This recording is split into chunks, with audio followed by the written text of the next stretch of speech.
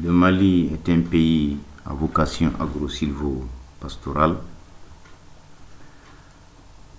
L'élevage est le secteur qui nous place au meilleur rang de la compétitivité dans l'espace UEMOA,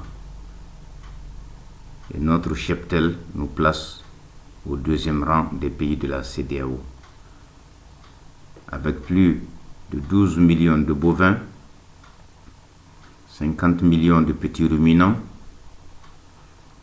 50 millions de volailles, le Mali est un véritable pays d'élevage. Ce cheptel abondant est réparti du nord au sud. Les espèces bovines sont variées, les espèces caprines le sont, les espèces ovines également. Dans ce film, nous apportons la preuve que le nord du pays regorge d'animaux, de bovins, d'ovins, de caprins, de camelins, d'asins, et c'est ce cheptel qui permet à la population d'être résiliente. En tant que docteur vétérinaire,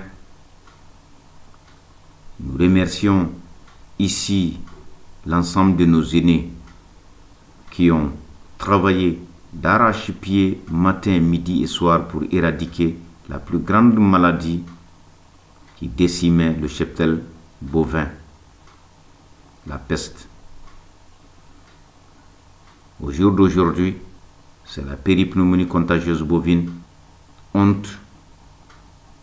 Une grande comparatif est bel et bien le cheptel malien que nous avions évalué à plus de 350 milliards de francs CFA, et c'est l'unique richesse qui appartient au peuple malien à 100% et qui est uniformément répartie de Kidal jusqu'à Kayes.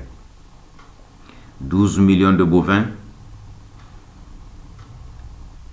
peuvent apporter suffisamment de viande, suffisamment de lait, suffisamment de peaux et cuir pour rehausser l'économie, pour aussi sortir les 20 millions de Maliens de la pauvreté, sinon de l'extrême pauvreté.